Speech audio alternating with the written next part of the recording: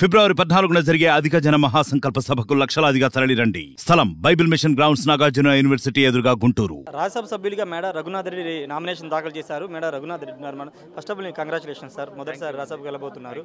ఎలా ఉండబోతుంది రాజ్యసభకి వెళ్ళబోతుంది? చాలా సంతోషం అండి. భవిష్యత్తులో రాష్ట్ర అవసరాల కోసంగా వర్క్ చేస్తాము. మా పార్టీ ఆదేశాల మేరకు, మా లీడర్ ఆదేశాల మేరకు వర్క్ చేస్తాము. తప్పకుండా అన్నీ మంచి జరుగుతాయని అనుకుంటున్నాను. అంటే ఊహించారా సార్, మీరు రాజ్యసభకు వెళ్తారని ఊహించారా? నాకు ఎన్నోసార్లు అవకాశం వచ్చింది. నేనే అవకాశాన్ని ముందుకు రాలేదు. ఈరోజు జగన్మోహన్ రెడ్డి గారు లేదు, మీరు రావాలి, మీరు ముందు ఉండండి, మీరు పార్టీకి అవసరం ఉంది, మీలాంటి వాళ్ళు వెనకుండకూడదు. నేను 2099 నుంచే నేను రాజకీయాలు యాక్టివ్ ఉన్నానండి. మా బ్రదరే ఎమ్మెల్యే ఉన్నారు. వారి కోసం ప్రతి ఎలక్షన్స్ కానీ మంచి చెడ్డలకు అన్నీ మేమే ఉంటాము, మేము ముందు ఉంటాము, ప్రజల సమస్యలన్నిటికీ ముందు ఉంటాము. ఎన్నోసార్లు మేము మీడియా పబ్లిసిటీ చేసుకోగానే సీఎం గారి దృష్టికి మా ప్రాంతం, మా కడప జిల్లాలో కానీ అన్నమయ్య జిల్లాలో కానీ ఏ సమస్యలు ఉన్నా సీఎం దృష్టికి తీసుకెళ్తూ ఉంటాం. నేను కానీ మా బ్రదర్ కానీ మా చిన్న అన్న చాలామంది, మేమందరం ఫ్యామిలీలో రాజకీయాలు చాలా రోజుల నుంచి ఉన్నాము. మా బ్రదరే ఉన్నారు, 10 ఇయర్స్ నుంచి ఎమ్మెల్యేగా ఉన్నారు.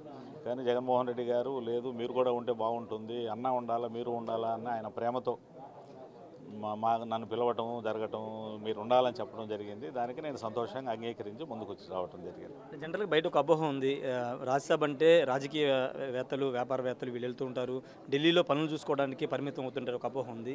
మీరు అపోహను తొలగించబోతున్నారా? రాజ్యసభ సభ్యులైన తర్వాత మీరు ఏం చేయబోతున్నారు?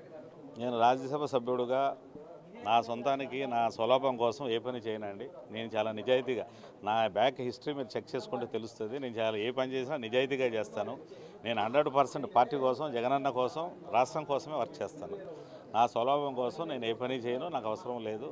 I'm very happy. నేను గత 40 ఇయర్స్లో చేశాను. ఇంకా నాకు బిజినెస్ చేయాల్సిన అవసరం లేదు. మా బ్రదర్స్, మా పిల్లలు వాళ్ళు చేసుకుంటారు, నాకు అవసరం లేదు. ఆంధ్రప్రదేశ్ సమస్యల మీద ఏమన్నా మీకు అవగాహన ఉందా? రాజ్యసభ వెళ్ళిన తర్వాత ఒక ఇష్యూ నేను పైకి తీసుకురావాలి, లేకపోతే అక్కడ మాట్లాడాలని ఏమన్నా? చాలా ఇష్యూలు అవగాహన ఉంది. కానీ ఆ సిచ్యువేషన్ బట్టి, అవసరాన్ని బట్టి, ఆ పార్లమెంట్లో రాబోయే సమస్యలు, డిస్కషన్స్ను బట్టి మేము దాన్ని మాట్లాడటం ఎదుర్కొంటాము. దాన్ని మాట్లాడి మనకు పని అయ్యే విధంగా, మన రాష్ట్రానికి ఉపయోగపడే విధంగా తప్పకుండా మేము వర్క్ చేస్తాను.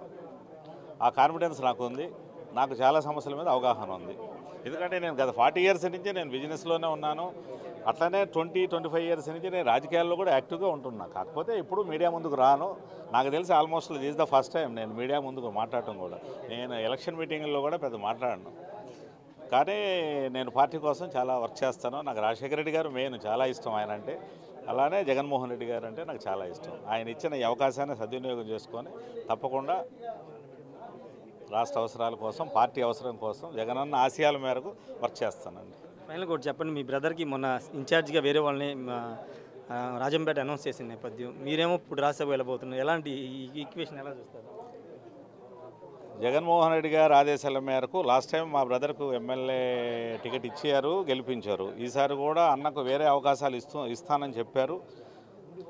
ఇప్పుడు ఆకేపాటి అమర్నాథ్ రెడ్డి గారికి టికెట్ డిక్లేర్ ఇన్ఛార్జిగా పెట్టారు. ఆయనే క్యాండిడేట్ ఉంటాడు. 100% ఆయన గెలిపిస్తాం. 25,000 మెజార్టీతో గెలిపిస్తాం.